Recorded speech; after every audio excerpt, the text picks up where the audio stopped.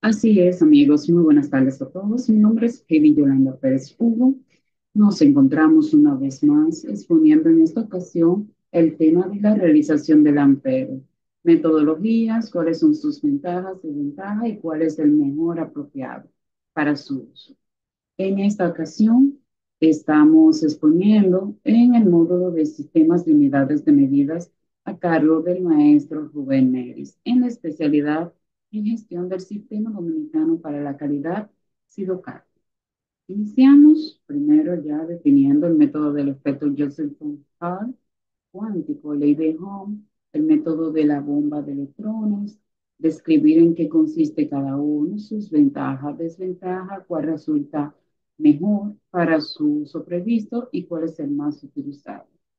Pero antes de esto debemos definir primero, previo a lo que es la redefinición del sistema internacional en el 2018 y su aplicación en el 2019, se definía el amperio en el anterior sistema internacional que se adoptó en la novena Conferencia General de Pesas y Medidas en 1948, estableciéndose el amperio como una unidad o como la unidad de intensidad de corriente eléctrica y una de las unidades básicas de dicho sistema. Y se definió de acuerdo a lo siguiente. Dice que el amperio es la intensidad de una corriente constante que manteniéndose en dos conductores paralelos, como se ve en la imagen aquí, rectilíneos de longitud infinita, de sección circular despreciable y situados a una distancia de 1 metro uno del otro en el vacío, produciría entre estos conductores una fuerza igual a 2 por 10 a la menos 7 newton por metro de longitud. Aquí es la fuerza producida, la distancia de más o menos 1 metro, y aquí está de manera paralela. Entonces, en base a esto, la fuerza por unidad de longitud resultante de aplicar la ley de Ampere es directamente proporcional al cuadrado de la corriente I e inversamente al cuadrado de la corriente I e inversamente proporcional a la distancia entre el hilo R. Vamos a decir esta parte tomando la configuración descrita en la definición de ampero y mostrado aquí en esta ecuación que está aquí abajo. Continuamos y decimos que a partir de esta definición se fijaba la permeabilidad magnética del vacío, mío su cero, que tenía un valor exacto en el anterior sistema internacional, que es la ecuación que se describe, y por lo tanto el amperio estaba relacionado con otras unidades básicas, en este caso el metro, el kilogramo y segundo, a través de esa constante. En el anterior sistema internacional, las unidades eléctricas dependían de las unidades mecánicas. Verá que en el nuevo sistema internacional no es de ese manera. Entonces, ya cuando se pasa la realización práctica del amperio en específico, en comparación, o mejor dicho, de acuerdo a su definición en el anterior sistema internacional, se realizaba a través del experimento de la balanza de corriente, de Ohm, que lo cual era complejo y costoso y solo era accesible a unos muy pocos institutos nacionales de metrología, INM. Esto era casi impráctico. Y la realización estaba basada en comparar la fuerza-peso de una masa con la fuerza magnética entre dos bobinas por las que circula una corriente, llevando una incertidumbre relativa en la realización del amperio del orden de parte en 10 elevado a su 6. Entonces, una forma de mejorar la incertidumbre que se creaba era mediante el denominado condensador calculado, en el que se establecía una relación entre la capacidad y la longitud. El condensador de Thomson-Lampard ligaba entre sí la permitividad del vacío, epsilon a su cero, la permeabilidad magnética del vacío, mu a su cero, y la velocidad de la luz al vacío, cero, mediante la expresión detallada a continuación.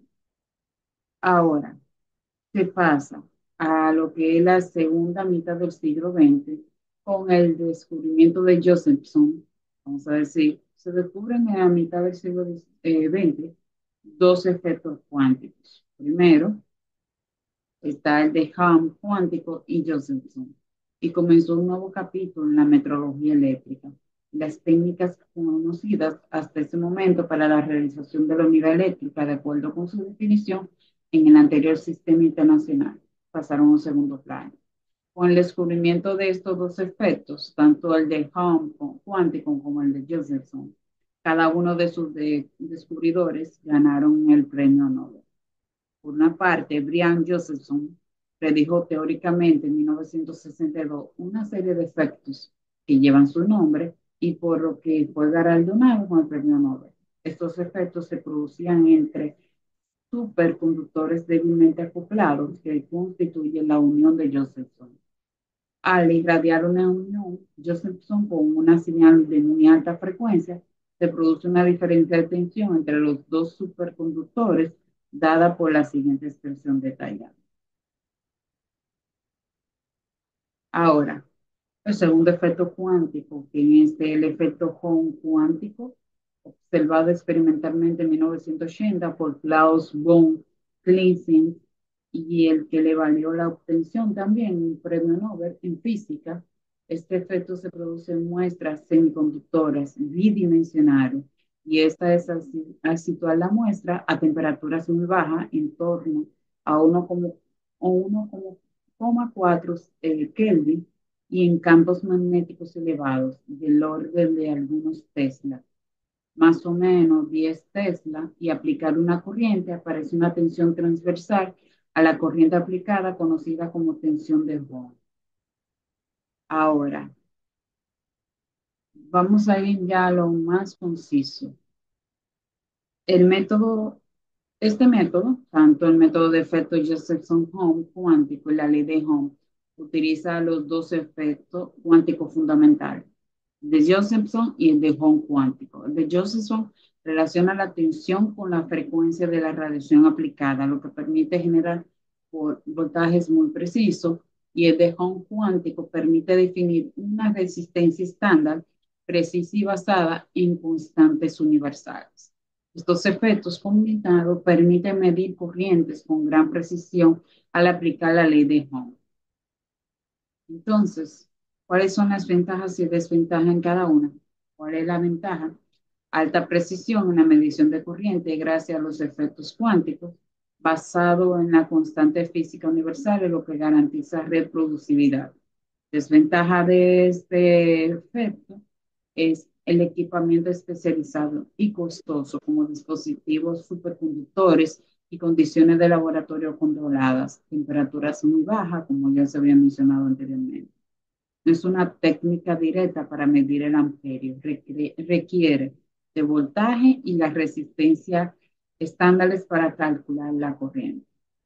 Ahora, el otro método, que es el método de la bomba de electrones, este método funciona al transferir electrones de forma controlada a través de una barrera o dispositivos de bombeo cuántico, generando una corriente de electrones precisa y definida. Cada transferencia corresponde a una cantidad de carga elemental, lo que permite definir la corriente al conocer el número de electrones transferidos por segundo. ¿Cuál es la ventaja de este?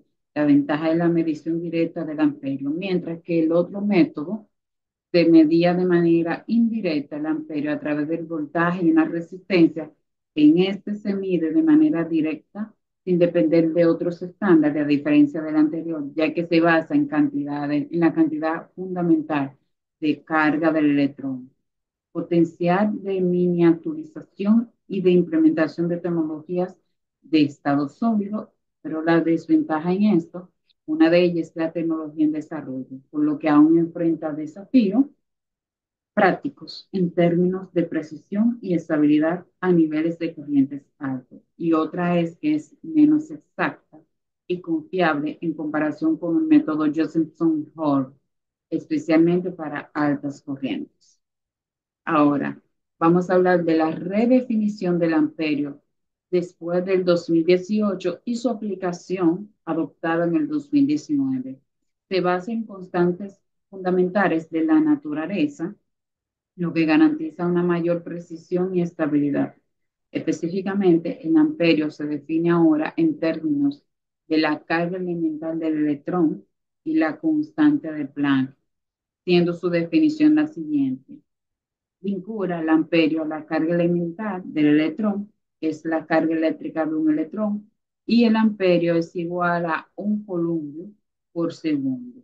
Un columbio es igual a aproximadamente 6.24 por 10 elevado a la 18 electrones. Continuamos. Y en el sistema internacional actual, después del 2018 y su adopción en 2019, las constantes de Josephson y de Gibbs, que es un cuántico, tiene los valores exactos derivados de fijar los valores numéricos de la constante de Planck, ya todo esto a nivel cuántico, y de la carga elemental de electrones, y las unidades eléctricas derivadas, voltio y ohmio, obtenidas mediante los efectos Josephson-Home cuánticos, respectivamente. Cuenta ya con realizaciones y no representaciones, como era el caso del sistema eléctrico convencional de 1990. En el actual sistema internacional, la definición del ampere ya habíamos visto que era casi impráctico, porque eran muy pocos los INM que tenían acceso a realizar estos experimentos y a determinar el mismo. Mientras tanto, como este ya es a través de la naturaleza en sí, ya los INM pueden tener mayor acceso a su práctica y a su realización. La transición del sistema eléctrico convencional revisado supuso pequeños cambios en la diseminación de las unidades eléctricas del orden de 0,1 parte por millón para el voltio y algo menores para el ohmio, que no afectaron a la mayoría de los usuarios. Comparación, ¿cuál ofrece mejores resultados? Bueno, primero, en la precisión. Ambos métodos son extremadamente precisos, pero el método de la bomba de electrones tiene el potencial de ser más exacto en términos fundamentales porque mide electrones individualmente. Sin embargo, la tecnología aún está en desarrollo para ser más ampliamente aplicable y práctica. Como había mencionado anteriormente, lo que es la bomba de electrones se hace la lectura de manera directa, a diferencia del método de Josephson-Home, que se hace la lectura de manera indirecta, pero la bomba de electrones todavía es una tecnología que está en desarrollo. La aplicación práctica.